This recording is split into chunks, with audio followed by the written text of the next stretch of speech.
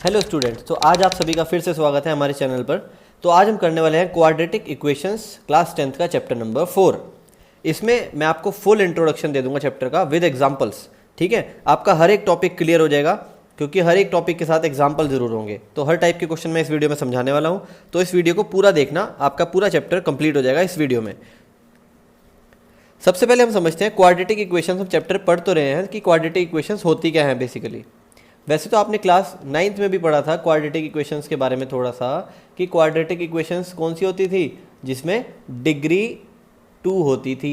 अब आप कहोगे डिग्री क्या चीज़ है, तो मैं आपको पहले बता दूं डिग्री क्या होता है।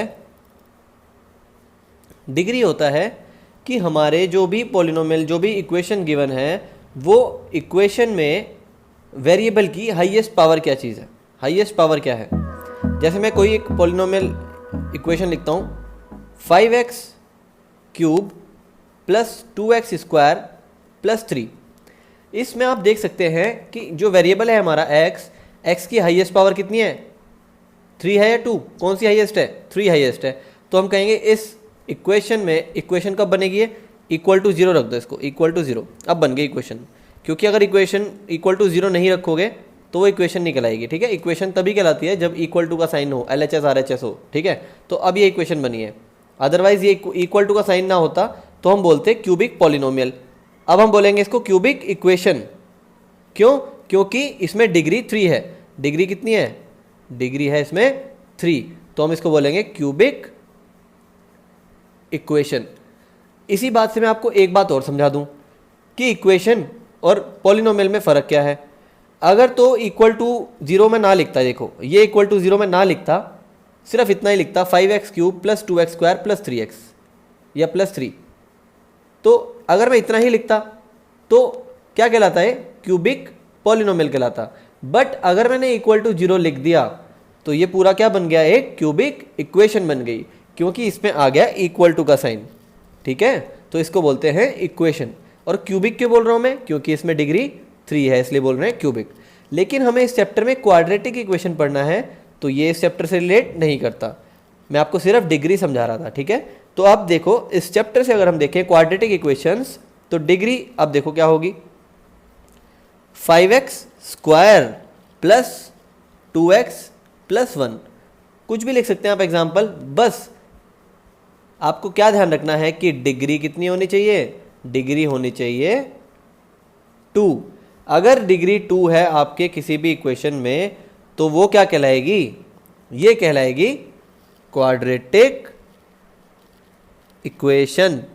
इक्वेशन को शॉर्ट फॉर्म में लिख रहा हूं मैं, EQ के ऊपर स्मॉल n, इसको बोलते हैं इक्वेशन की शॉर्ट फॉर्म। ठीक है, तो ये हो गई ये क्वाड्रेटिक इक्वेशन। आपको अगर सर इसमें 2x नहीं लिखा, 1 नहीं लिखा, सिर्फ अगर ये 5x स्क्वायर लिखा होता इक्वल टू 0, ऐसे कुछ होता, तो क्या होता है, तो इसमें डिग्री 2 है या नहीं है। आपको देखना है वेरिएबल की पावर 2 है, यस वेरिएबल की पावर 2 है, तो इसका मतलब ये भी क्या होगा, ये भी एक क्वाड्रेटिक इक्वेशन ही होगी। Is it clear. बेसिकली अब मैं आपको सिर्फ इसमें ये बताना चाहता हूं कि हम एक क्वाड्रेटिक इक्वेशन को स्टैंडर्ड फॉर्म में कैसे एक्सप्रेस करते हैं। तो अगर मैं बोलूँ standard form of quadratic equation, standard form of quadratic equation देख लेते हैं क्या होती है। ठीक है, तो आप ध्यान रखेंगे स्टैंडर्ड फॉर्म किसको बोलते हैं, ax square plus bx plus c equal to 0। This is called standard form of quadratic equation. But आपको एक बात का ध्यान रखना है, a कैन नॉट बी 0। इसमें जो a है ना, मतलब एक्स स्क्वायर का कोफिशिएंट है, वो 0 नहीं हो सकता, ये आपको ध्यान रखना पड़ेगा। क्योंकि एग्जाम्पल देके समझाता हूँ मैं आपको क्यों ऐसा कह रहा हूँ, a 0 नहीं हो सकता, b और c 0 हो सकता है, but a can not be 0। अब आपसे कोई पूछ ले क्वाड्रेटिक इक्वेशन की स्टैंडर्ड फॉर्म में है, उसमें a किसको बोलते हैं, तो आप कहोगे a क्या होता है, एक्स स्क्वायर का कोफिशिएंट होता है, b क्या होता है, x का कोफिशिएंट होता है, और c क्या होता है, ये होता है कांस्टेंट टर्म जो कि कांस्टेंट रहता है। लाइक मैं एक एग्जांपल ले लूँ, आपको इस बात को क्लियर कर देते हैं। अगर मैं कोई इक्वेशन लिख रहा हूँ, इस बार लिख लेते हैं 15x square plus 2x plus 3 equal to 0। इसमें ए बी सी की वैल्यू पूछ रहे हैं, तो ए क्या होगा इसमें 15, बी क्या होगा इसमें 2 और सी क्या होगा इसमें 3। यही अगर मैं एक और एग्जांपल लूँ, आप खुद सोचना एक बार, ठीक है। मैं एक एग्जांपल ले रहा हूँ, 21x² minus 25x plus 37 equal to 0। इसमें बताना है आपको ए बी सी की वैल्यू, तो आप क्या कहेंगे, ए की वैल्यू होगी 21, बी की वैल्यू होगी 25 बोलोगे सारे, है ना। 25 सोच रहे होंगे आप सभी, लेकिन माइनस के 25 बोलेंगे। हम साइन को भी कंसीडर करते हैं, किसी में अगर साइन लिखा है तो वो भी। और सी की वैल्यू होगी प्लस का 37, तो प्लस के 37 को प्लस का लिखना ज़रूरी नहीं होता, ठीक है। ये हो गई ए बी सी की वैल्यू। इस तरह से हम ए बी सी की वैल्यू फाइंड कर सकते हैं। बट एक बात का आपको ध्यान रखना है, कभी भी किसी इक्वेशन में जीरो की ए की वैल्यू ज़ीरो नहीं हो सकती, क्योंकि अगर ए ज़ीरो हो गया, यहाँ पे अगर जीरो पुट कर दूँ मैं, 0 इंटू x², ये ज़ीरो हो जाएगा, यानी कि ये वाली टर्म यहाँ से हट जाएगी, तो ये बचेगा सिर्फ इतना। और ये क्या है, ये है एक लीनियर इक्वेशन, क्योंकि इसमें x की पावर 1 है, x की पावर 1 होती है लीनियर इक्वेशन, क्लास 9th में पढ़ा होगा आपने, है ना। तो इसमें हम क्या कहेंगे कि a ज़ीरो नहीं हो सकता, क्योंकि a ज़ीरो होने से वो लीनियर इक्वेशन बन जाती है। Is it clear? तो स्टैंडर्ड फॉर्म हमने समझी, ax² plus bx plus c equal to 0 in which a can not be 0। Now we have to study different ways to solve quadratic equations. Quadratic equation को solve करने के हमारे पास कितने methods हैं? तो मेरे पास एक्चुअल में एक मेथड जो हम बहुत पहले से पढ़ते आ रहे हैं, स्प्लिटिंग द मिडिल टर्म, यानी कि फैक्टराइजेशन। हम उसमें क्या करते हैं, फैक्टर्स फॉर्म करते हैं, तभी तो उसका नाम बना फैक्टराइजेशन। फैक्टराइजेशन क्यों पड़ा इसका फैक्टराइजेशन नाम? क्योंकि स्प्लिटिंग द मिडिल टर्म जब आप करते हो तो उसमें फैक्टर्स बनते हैं, है ना। अभी समझाऊंगा एग्जांपल के साथ सारी चीज। सेकंड मेथड है क्वाड्रेटिक फॉर्मूला। एक फॉर्मूला है, उसको बोलते हैं क्वाड्रेटिक फॉर्मूला। सभी मेथड हम पढ़ेंगे अभी, तो आप टेंशन मत लो जरा सी भी। थर्ड मेथड होता है कंप्लीटिंग द स्क्वायर मेथड, यानी कि हमें कुछ स्क्वायर कंप्लीट करने होते हैं, उस तरीके से बनता है completing the square method. Clear? तो ये 3 मेथड्स हैं हम क्वाड्रेटिक इक्वेशन को सॉल्व करके x की वैल्यूज, यानी कि अपने वेरिएबल, अब जरूरी नहीं है कि x ही आए वेरिएबल में, y भी आ सकता है, तो जो भी आपके इक्वेशन में वेरिएबल होगा उस वेरिएबल की वैल्यूज हम फाइंड करेंगे ये 3 टाइप्स के मेथड से। तो हम 1 बाय 1 तीनों मेथड्स को सॉल्व करेंगे एक एक एग्जाम्पल लेके। सबसे पहले मैं सॉल्व कर रहा हूँ फैक्टराइजेशन, तो हम पढ़ लेते हैं फैक्टराइजेशन। फैक्टराइजेशन में क्या है, फैक्टराइजेशन पढ़ रहे हैं हम सबसे पहले, ठीक है। एक क्वेश्चन ले लेता हूं, इसको फैक्टराइजेशन से सॉल्व करेंगे हम। एक क्वेश्चन है,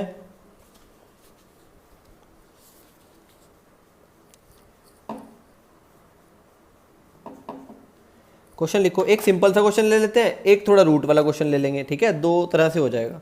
तो मैं क्वेश्चन ले रहा हूं 6x² minus x minus 2 equal to 0। देखो, कभी भी आपको फैक्टराइजेशन से सॉल्व करना है, अगर फैक्टराइजेशन मेथड से सॉल्व करना है, तो आप क्या करोगे, x² का कोफिशिएंट देखोगे, क्या लिखा है 6, यहाँ क्या लिखा है 2, इन दोनों की मल्टीप्लाई कर दो, 6 2 जा 12। तो आपको एक पेयर ऐसा बनाना है जिनकी मल्टीप्लाई करके 12 आए, और माइनस करके यहाँ पे देखो क्या लिखा है, यहाँ पे इसका कोफिशिएंट क्या है, कुछ नहीं है तो 1 मान लो, ठीक है, माइनस करके 1 आए। कोई 2 ऐसे नंबर बताओ जिनको मल्टीप्लाई करके 6 2 जा 12 आए, मल्टीप्लाई करके 12 आए, और माइनस करके 1 आए। ऐसे कौन से नंबर्स हैं, मल्टीप्लाई करके 12 आए और माइनस करके 1 आए? 4 और 3, 4 इंटू 3 करोगे तो 12, 4 माइनस 3 करोगे तो 1। सिंपल। देखो, तो हमने एक बात जान ली यहाँ से कि ये जो लास्ट वाला साइन होता है ना, लास्ट वाला, देखो इक्वेशन में जो लास्ट साइन होता है यहाँ पे, इस साइन को देख के बताते हैं कि माइनस करने पे कुछ आना है या प्लस करने पे कुछ आना है। यहाँ पे माइनस लिखा है तो हम कहेंगे माइनस करने पर 1 आना चाहिए, मैंने एरो से डिनोट कर दिया, ठीक है। तो हम इसको सिंपली ऐसे सॉल्व करेंगे, 6x² माइनस, अब इस 1 की जगह मैं ब्रैकेट लगा लेता हूँ ऐसे, x की जगह x लिख रहा हूँ, माइनस 2 लिख रहा हूँ, इक्वल टू 0 लिख रहा हूँ, ठीक है। मैंने क्या किया, पूरी इक्वेशन को एज इट इज लिख लिया, बस एक 1 की जगह ऐसे ब्रैकेट लगा लिया। क्यों लगा लिया? क्योंकि मैंने कहा था अभी माइनस करने पे 1 आए। कोई दो नंबर ऐसे बताओ। 4 माइनस 3 करने पे 1 आएगा। इस ब्रैकेट के अंदर लिख लो 4 माइनस 3। अब इस ब्रैकेट को ओपन करेंगे, माइनस का 4 बाहर क्या लिखा है x, तो ये बन गया माइनस का 4x, माइनस माइनस प्लस ये बनेगा 3 और साथ में क्या है x, माइनस का 2 इक्वल टू 0। अब हमें इन दोनों में से कॉमन लेना है, स्टार्टिंग के दोनों में से। ये भी 2 का मल्टीपल है और ये भी 2 का मल्टीपल है, तो हम क्या करते हैं 2 इसमें से ले लेते हैं कॉमन, और x भी कॉमन आ रहा है दोनों में से। अंदर क्या बचा? यहाँ बचा 3, 2 3 या 6 होता है ना, और एक x बाहर लिख लिया तो अंदर एक x और आएगा माइनस। अब क्या लिखो? यहाँ पे लिखो 2। आपको चेक करना है तो आप मल्टीप्लाई कर लो, यही आना चाहिए। 3 2 6 x स्क्वायर ये रहा, माइनस 2 2 4x ये रहा। ठीक है, अब जो यहाँ पे लिखा सेम टू सेम आगे लिख लो, 3x माइनस 2 लिख लिया। लाना क्या था? 3x, यहाँ पे क्या है 3x सेम आ रहा है, तो बाहर 1 से 1 लिख दो प्लस 1। अब मल्टीप्लाई करो प्लस 1 की 3x से, 3x प्लस माइनस माइनस 2 1 ज़ा 2 माइनस का 2। ठीक है, तो यहाँ से एक फैक्टर बनेगा 2x प्लस 1 और एक बनेगा 3x माइनस 2 इक्वल टू 0। तो यहाँ से देखो इन दोनों को मल्टीप्लाई करने पर 0 आ रहा है, इसका मतलब या तो ये वाली टर्म 0 है या ये वाली टर्म 0 है। तो हम 1 बाय 1 दोनों को 0 के इक्वल रख लेते हैं। पहले इसको रखो फिर इसको रखो। यहाँ से क्या आएगा? यहाँ से आएगी x की वैल्यू, ये माइनस का हो जाएगा 1 इधर जाके, और 2 यहाँ मल्टीप्लाई में था तो डिवाइड में चला जाएगा, यहाँ से आएगा माइनस के 1 बाय 2। अब यहाँ से कैसे निकालेंगे? यहाँ से x की वैल्यू आएगी, ये 2 इधर चला जाएगा प्लस का हो जाएगा, और 3 यहाँ डिवाइड में आ जाएगा, तो ये दो वैल्यू आ जाएगी x की, ये दो x की वैल्यूज़ आ गई, यानी कि हमारे सॉल्यूशन आ गया। Is it clear? अब देखते हैं एक और क्वेश्चन फैक्टराइजेशन से, थोड़ा सा इससे एडवांस क्वेश्चन। सी देखो इस क्वेश्चन में क्या करना है, find roots of quadratic equation 3x square minus 2 root 6x plus 2 equal to 0। ये क्वेश्चन आपको दिया हुआ है, इसमें आपको रूट्स फाइंड करने हैं। रूट्स का मतलब क्या होता है? रूट्स का मतलब x की वैल्यूज फाइंड करनी है। रूट्स भी लिखा आ सकता है, सॉल्यूशन भी लिखा आ सकता है, और जीरोस भी लिखा आ सकता है। ठीक है, तो आपको इसमें x की वैल्यूज फाइंड करनी है। तो अब क्या करेंगे इसमें? देखो मैंने आपको अभी बताया था कि अगर आप फैक्टराइजेशन मेथड से करोगे तो इसकी मल्टीप्लाई इससे कर देना, 3 2 जा 6। कोई दो नंबर ऐसे बताओ जिनकी मल्टीप्लाई करने पर 6 आए और प्लस करने पर 2 रूट 6 आए। ऐसे नंबर्स आप कहोगे ऐसे तो सर हमें पता ही नहीं है, तो मैं बताता हूँ। तो आपको कह रहे हैं मल्टीप्लाई करने पर 6 आए, तो इसका मतलब मल्टीप्लाई करने पे हम दो नंबर ऐसे ढूंढते रह जाएंगे, 2 3 जा 6, है ना। तो 2 + 3 करना पड़ेगा साथ में, क्योंकि मल्टीप्लाई करने पे तो 6 आ रहा है, लेकिन 2 + 3 करने पर क्या 2 रूट 6 आ रहा है? नहीं, तो ऐसा नहीं हो सकता, है ना। फिर हम एक बात और देखें कि यहाँ पे रूट 6 लिखा है, तो रूट 6 का कुछ ना कुछ रोल जरूर होगा इसमें। तो इसका मतलब रूट 6 और रूट 6, अगर ये दो नंबर मैं मल्टीप्लाई करूँ तो रूट 6 और रूट 6 की मल्टीप्लाई करने पर क्या बनेगा? 6 नहीं बन जाएगा क्या? क्योंकि दो बार अगर सेम चीज़ रूट में आ रही हो तो रूट हट जाता है और वो नंबर लिख देते हैं हम। अब ध्यान रखना, कभी भी रूट 2 × रूट 2 लिखा होगा तो उसको हम 2 लिख सकते हैं। रूट 17 × रूट 17 लिखा होगा, इसका मतलब 17 लिख सकते हैं। सिमिलरली रूट 6 को रूट 6 से मल्टीप्लाई करोगे तो 6 बनता है, ठीक है। और अगर रूट 6 को रूट 6 में ऐड करोगे तो 2 रूट 6 बनता है, ठीक है। ऐड करने पर 2 रूट 6 आ तो गया, तो यही हमारे दो नंबर हैं, रूट 6 एंड रूट 6। तो मैं यहाँ पे ऐसे लिखूंगा 3x स्क्वायर माइनस, यहाँ पे ब्रैकेट लगाया, x भी सेम ऐसे लिखा, प्लस का 2 इक्वल टू 0, सब कुछ लिख लिया। अब मैंने आपको बताया था इस 2 रूट 6 को ब्रेक करके कैसे लिखेंगे, प्लस करने पर दो नंबर ऐसे लिखो। देखो मैंने लिखा रूट 6 और रूट 6, इन दोनों को प्लस करो तो आएगा 2 रूट 6। सो ठीक है, अब देखते हैं 3x स्क्वायर माइनस का root 6x plus minus minus का रूट 6x और ये प्लस 2 इक्वल टू 0, ठीक है। तो इसमें से अगर मैं कॉमन लेना चाहूँ तो आपको प्रॉब्लम हो जाएगी। मेरे को कोई प्रॉब्लम नहीं है, लेकिन आपको थोड़ी सी प्रॉब्लम होगी। आप कहोगे सर इसमें से कुछ कॉमन नहीं आ रहा, x कॉमन आ रहा है सिर्फ, लेकिन ऐसा नहीं है। देखो इसको रूट 6 को अगर मैं ब्रेक करूँ, देखो यहाँ पे साइड में देखते हैं, अगर मैं रूट 6 को ब्रेक करके लिखूँ तो ऐसे लिख सकता हूँ ना, रूट 2 × रूट 3, क्योंकि रूट 6 को ब्रेक कर लिया। क्योंकि ब्रेक इसलिए कर रहा हूँ मैं, अगर मुझे कॉमन लेना है तो बिल्कुल डीपली देखना पड़ेगा इसमें से कुछ कॉमन आ रहा है या नहीं आ रहा। तो मैंने देखा रूट 6 को ब्रेक करा, रूट 2 × रूट 3। अब 3 को ब्रेक करके लिखो रूट 3 × रूट 3, क्योंकि दो बार रूट 3 की मल्टीप्लाई करके ही तो 3 बना था।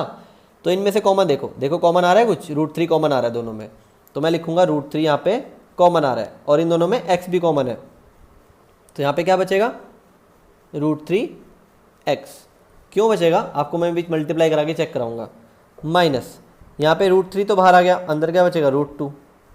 देखो अब चेक करते हैं, √3 इंटू √3 3, x² बनेगा तो 3x² बन गया, माइनस √3 इंटू √2 √6 और साथ में x भी था तो √6x बन गया। ठीक है, अब जो ब्रैकेट आपने यहाँ लिखा सेम टू सेम मैं आपको कहता हूँ यहाँ पे लिख दिया करो।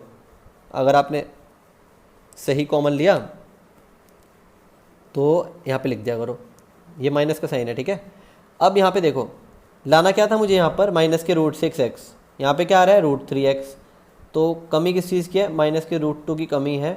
करो मल्टीप्लाई, माइनस का √3 इंटू √2 √6, साथ में x भी है। ठीक है, हो गया match, minus minus plus √2 into √2 is 2 बन गया। तो अब क्या बनेगा, एक ब्रैकेट बनेगा √3x माइनस √2 और दूसरा ब्रैकेट क्या बनेगा √3x माइनस, सेम बन रहा है √3x माइनस √2, दोनों से सेम आ रहा है। तो यहाँ से आंसर क्या आ जाएगा, सेम आंसर आएगा √3x माइनस √2 इक्वल टू 0 और यहाँ से भी √3x माइनस √2 इक्वल टू 0। तो यहाँ से आंसर आएगा x की वैल्यू, ये प्लस का हो जाएगा √2 और ये √3 डिवाइड में चला जाएगा √2 अपॉन √3, यहाँ से भी सेम आंसर आएगा √2 अपॉन √3। क्लियर। अब कोई इसको रेशनलाइज करना चाहे तो रेशनलाइज कर सकते हो, क्लास 9th में पढ़ा था आपने, √3 की अपॉन ऊपर नीचे मल्टीप्लाई यहाँ भी कर देना और यहाँ भी कर देना। ठीक है, वैसे ये आंसर भी ठीक है, रेशनलाइज भी कर सकते हो। यहाँ तक समझ में आ गया सभी को? तो ठीक है, ये हो गया हमारा फैक्टराइजेशन। इस टाइप से करने हैं फैक्टराइजेशन के क्वेश्चन। अब आप देखेंगे क्वाड्रेटिक फॉर्मूला, और मैं आपको एक बात और बता दूं कि क्वाड्रेटिक फॉर्मूला का एक और नाम भी है श्रीधराचार्य फॉर्मूला। ठीक है, तो चलो देखते हैं। देखो स्टूडेंट, सेकंड मेथड है क्वाड्रेटिक इक्वेशन को सॉल्व करने के लिए क्वाड्रेटिक फॉर्मूला, और इस मेथड को हम श्रीधराचार्य फॉर्मूला भी कहते हैं। तो एग्जाम में ध्यान रखना, आपको श्रीधराचार्य फॉर्मूला के नाम से भी आ सकता है सॉल्व करने के लिए और क्वाड्रेटिक फॉर्मूला के नाम से भी आ सकता है। और अगर कुछ नहीं लिखा, सॉल्व लिखा है, so you can do by any method.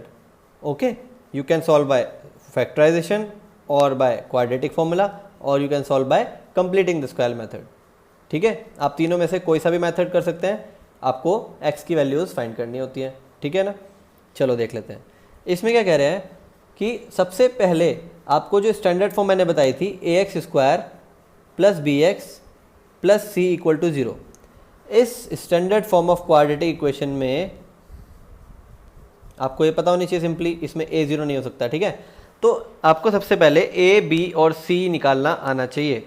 आपको ये देखना चाहिए कि सबसे पहले क्वेश्चन में x² का कोफिशिएंट क्या है, यानी कि a की वैल्यू क्या है, आपको b की वैल्यू देखनी है, आपको c की वैल्यू देखनी है। उसके बाद आपको जो फॉर्मूला अप्लाई करना है वो मैं लिख रहा हूँ यहाँ पे।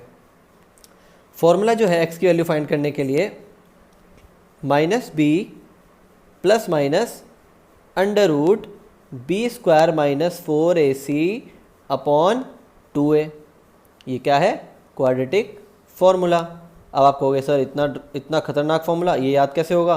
तो आपको सिंपल 2 और 3 क्वेश्चंस तक करने हैं। इतने क्वेश्चंस अगर आप कर लोगे 2-3 क्वेश्चंस, तो आपको ये फॉर्मूला याद हो जाएगा। कुछ नहीं है इस फॉर्मूले में, -b plus minus √b² minus 4ac upon 2a।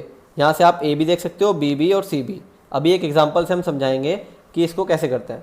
अब ये b² माइनस 4ac ये क्या होता है, यहाँ पे हम इसको बोल सकते हैं where b² minus 4ac is called discriminant. ठीक है, अब तो अगर डिस्क्रिमिनेंट बोलते हैं, डिस्क्रिमिनेंट को हम d से डिनोट करते हैं, तो मैं लिख सकता हूँ d is equal to b² minus 4ac। ठीक है, तो इसका मतलब मुझे पता लगा जो मेरा क्वाड्रेटिक फॉर्मूला था, ये जो मेरा फॉर्मूला था, इस फॉर्मूले में यहाँ पे b² माइनस 4ac को d भी बोल सकते हैं, कैपिटल D, जो कि डिस्क्रिमिनेंट होता है। कभी कभी क्वेश्चन में क्या होता है, कोई क्वेश्चन आएगा, आपको सॉल्व करने के लिए क्या देंगे, you have to solve and find the value of discriminant. ठीक है, तो वो कहते हैं सिर्फ डिस्क्रिमिनेंट फाइंड कर दो, यानी कि जो भी आपका क्वेश्चन आएगा उसमें b² माइनस 4ac कर दो, वही आपका आंसर है, तो वही हमारा डिस्क्रिमिनेंट है। ठीक है, लेकिन अगर लिखा आएगा solve this question by quadratic formula, तो आपको पहले d फाइंड करना है, देन उसकी वैल्यू यहाँ पुट करनी है और x की वैल्यू फाइंड करनी है सॉल्व करके, ठीक है। तो चलो हम देखते हैं अब क्वेश्चन करते कैसे हैं। एक क्वेश्चन ले लेते हैं।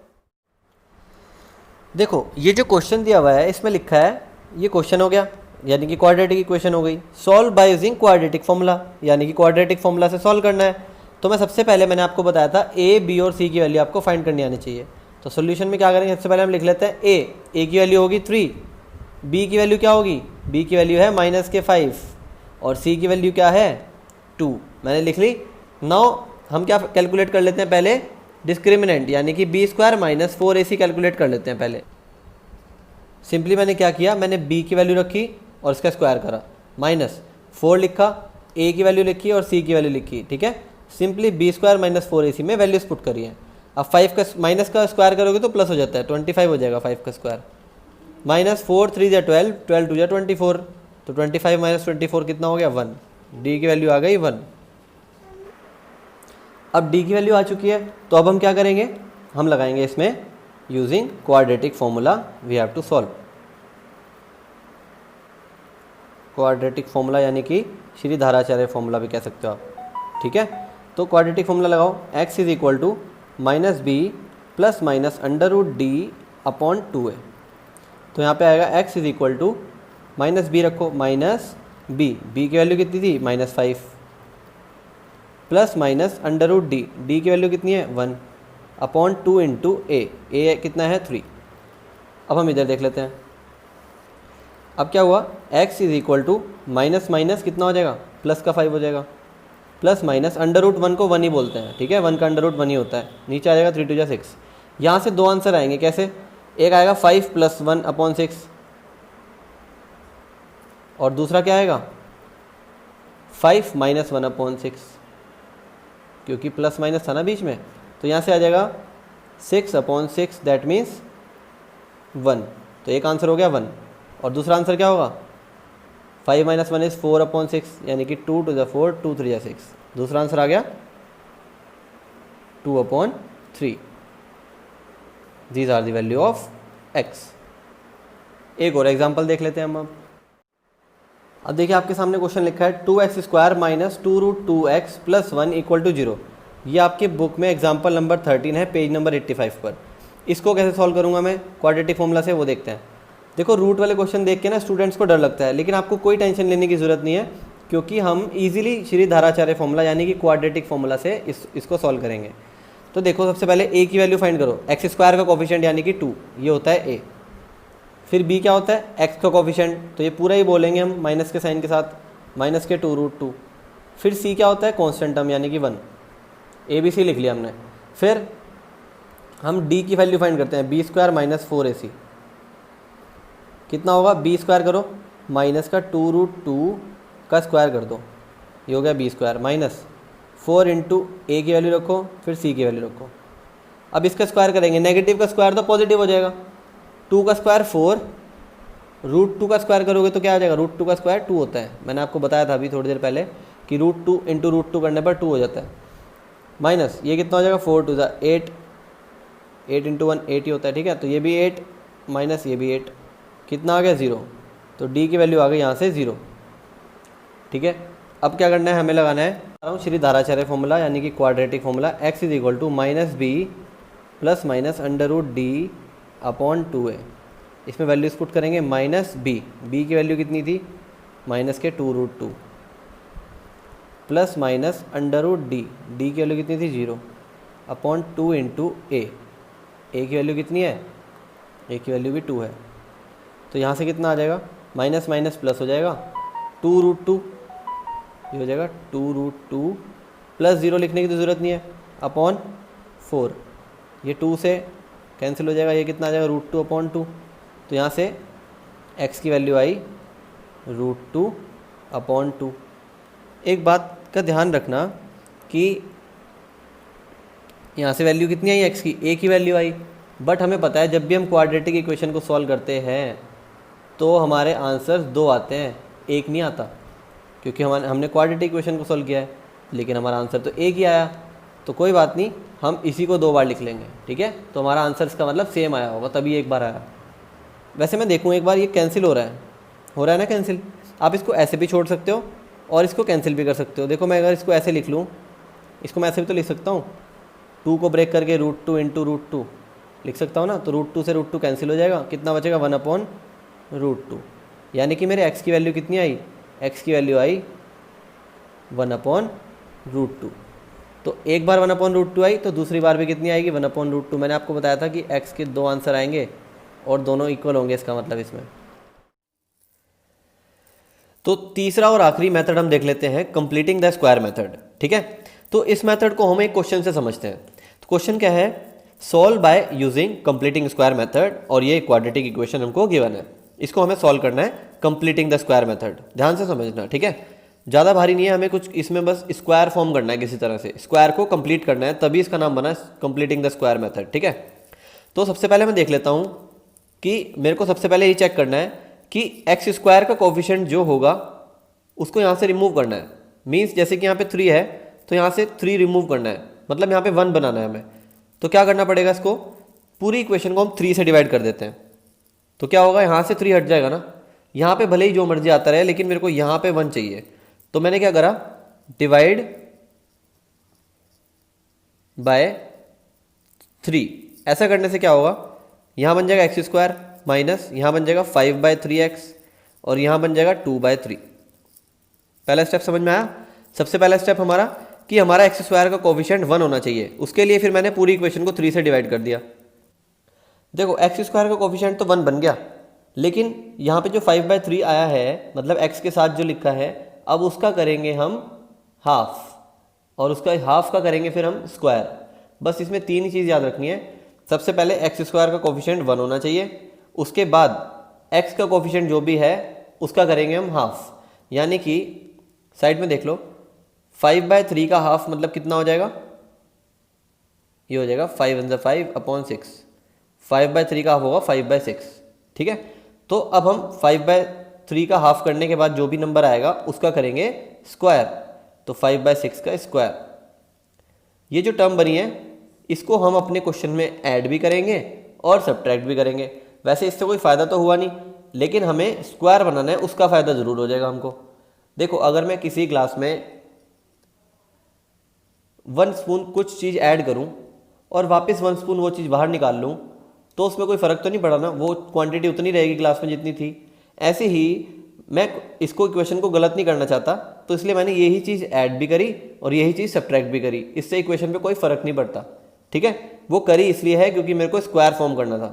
तो देखो अब क्या करेंगे, x² माइनस 5/3x, ये वाली टर्म पहले लिख लो जो भी हमने लिखी, 5/6 का स्क्वायर ऐड कर लिया, अब सब्ट्रैक्ट भी कर लो, 5/6 का स्क्वायर सब्ट्रैक्ट भी कर लिया, फिर ये वाली टर्म लिख लो वापस अपनी 2/3 = 0। ठीक है, तो अब देखो इन 3 टर्म से मेरा a + b का होल स्क्वायर या a - b का होल स्क्वायर ये फॉर्म होगा। तो यहाँ पे बन रहा है, देखो मेरे को माइनस दिख रहा है, इसका मतलब a - b का होल स्क्वायर बनेगा। यानी कि ये क्या है, x, ये x का स्क्वायर है ना।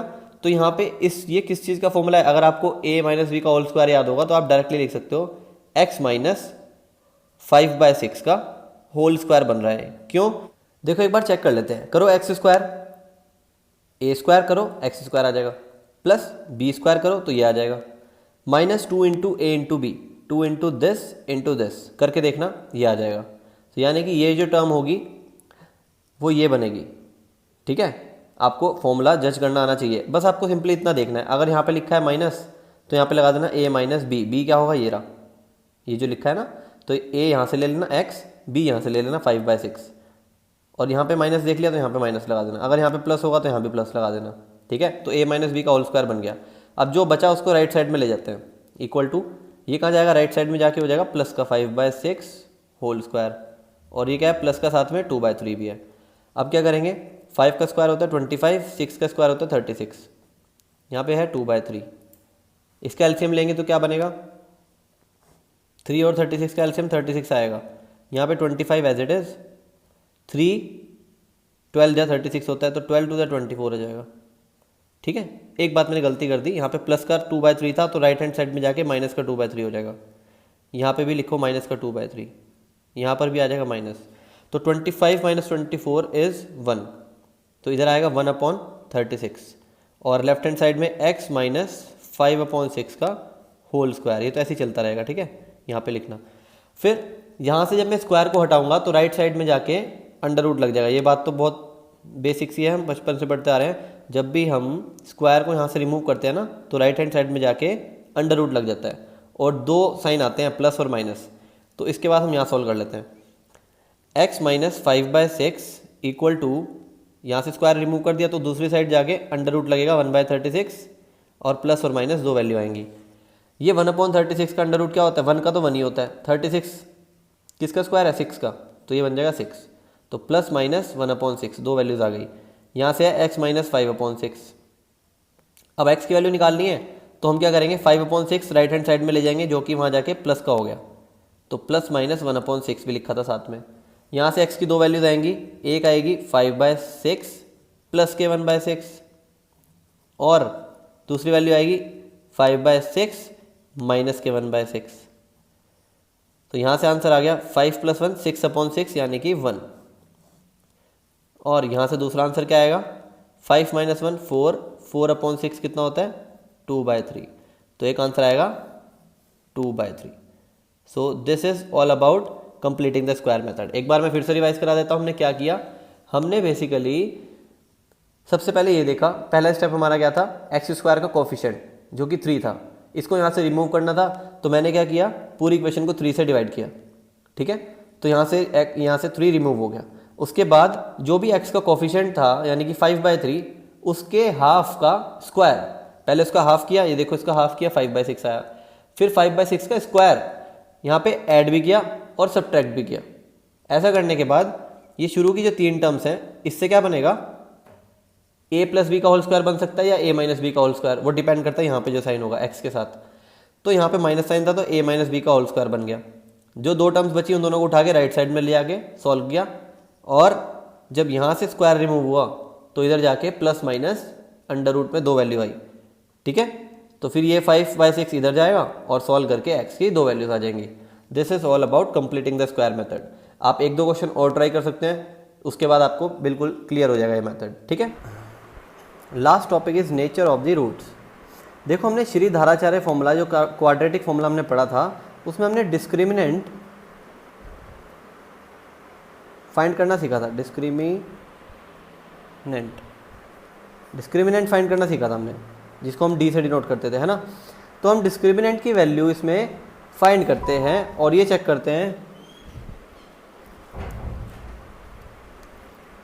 b² - 4ac, ये फाइंड करते हैं और क्या चेक करते हैं कि इसकी वैल्यू 0 से बड़ी आ रही है, 0 से छोटी आ रही है या 0 के इक्वल आ रही है, ठीक है। उसके अकॉर्डिंग हम नेचर ऑफ द रूट्स बताते हैं। सबसे पहले हम क्या करते हैं, डिस्क्रिमिनेंट फाइंड करते हैं b² - 4ac करके। फिर उसकी वैल्यू देखते हैं क्या d की वैल्यू ग्रेटर देन 0 आ रही है, ये पहला केस होता है। अगर d की वैल्यू 0 से बड़ी आती है तो हम बोलते हैं नेचर ऑफ द रूट्स क्या होंगे, nature of the roots 2 distinct real roots. अब आप कहोगे डिस्टिंक्ट रियल रूट्स क्या है, तो 2 डिस्टिंक्ट रियल रूट्स मतलब जो x की 2 वैल्यूज़ आएंगी ना वो अलग अलग आएंगी। डिस्टिंक्ट का मतलब होता है अलग अलग आना, ठीक है। तो 2 अलग अलग वैल्यूज़ आएंगी, यानी कि एक x की वैल्यू 1 आ गई और एक x की वैल्यू 3 आ गई, इस तरीके से अलग अलग वैल्यूज़ आएंगी। लेकिन अगर डिस्क्रिमिनेंट की वैल्यू 0 के इक्वल आ गई तो हम कहेंगे नेचर क्या होगा, nature of the roots. Nature of the roots को पूछ ले तो क्या बताएंगे हम उसको, 2 इक्वल रियल रूट्स, मतलब जो 2x की वैल्यू आएंगी दोनों क्या होंगी, इक्वल होंगी। अभी एक मैंने आपको क्वेश्चन करा था जब मैं क्वाड्रेटिक फॉर्मूला से एग्जांपल समझा रहा था, तो उस एग्जांपल में भी d की वैल्यू 0 आई थी, याद है, आप देख सकते हो बैक करके। उस एग्जांपल में भी d की वैल्यू 0 आई थी, तभी तो मैंने कहा था x की 2 वैल्यूज़ होंगी, तभी तो वहाँ पे x की 2 वैल्यूज़ आई थी और दोनों की दोनों क्या थी, इक्वल थी। Is it clear. और थर्ड केस क्या होता है, जब d की वैल्यू 0 से छोटी होती है। ये केस बेकार समझ लो, बेकार मतलब इसमें हमारे रियल रूट्स नहीं आते। इन दोनों में हमारे रियल रूट्स आते थे, पहले वाले में 2 डिस्टिंक्ट रियल रूट्स आते थे, d जब 0 के इक्वल हुआ तो 2 इक्वल रियल रूट्स आते थे, बट इसमें क्या होता है, नेचर ऑफ रूट्स क्या होते हैं इसमें, नो रियल रूट्स, इसमें कोई रियल रूट्स ही नहीं आते हैं, नो रियल रूट्स। या हम ये भी कह सकते हैं, और we can say that imaginary roots, imaginary भी बोलते हैं इसको, ठीक है। यानी कि d की वैल्यू नेगेटिव आएगी तो हम बोलेंगे इमेजिनरी रूट्स, क्योंकि d जो है 0 से छोटा है, तो 0 से छोटा मतलब नेगेटिव वैल्यूज़, तो इसका मतलब d जब नेगेटिव आएगा तो हम कहेंगे नो रियल रूट्स, और we can say that imaginary roots. लेकिन जब d की वैल्यू 0 से बड़ी आएगी, यानी कि कोई भी पॉजिटिव वैल्यू आएगी, तब हम कहेंगे टू डिस्टिंक्ट रियल रूट्स, ठीक है। तो ये था आपका nature of the roots topic. एक दो क्वेश्चन इस पे कर लेते हैं, देखिए क्वेश्चन लास्ट हम देख लेते हैं example number 16 of your book on page number 89। इसमें क्या कह रहे हैं, find discriminant of the quadratic equation 2x² - 4x + 3 = 0। ये क्वाड्रेटिक इक्वेशन दी है, हमें डिस्क्रिमिनेंट बताना है। उसके बाद ये कह रहे हैं hence find the nature of its roots, उसके बाद नेचर बताने हैं। तो डिस्क्रिमिनेंट फाइंड करने के लिए b² - 4ac फॉर्मूला लगाएंगे। इसमें b कितना है, -4 है, तो -4 का स्क्वायर -4 × a कितना है, 2 है, और c कितना है, 3 है, तो -4 का स्क्वायर हो जाएगा 16 -4 2 × 8 8 3 24। ये कितना आ रहा है, -8 आ रहा है। तो d की वैल्यू आ रही है -8, जो कि क्या है, d की वैल्यू 0 से छोटी है। -8 0 से छोटा होता है ना, तो मैंने कहा था d की वैल्यू जब 0 से छोटी आएगी तो नेचर क्या होगा, nature of the roots is क्या होगा, नेचर नो रियल रूट्स, कोई रियल रूट्स नहीं होंगे। Is it clear? So this is all about chapter number 4 quadratic equations. अगर वीडियो पसंद आई हो तो मेरे चैनल को सब्सक्राइब जरूर कर लेना, ताकि आपको आने वाले हर एक चैप्टर की नोटिफिकेशन मिलती रहे। Thank you.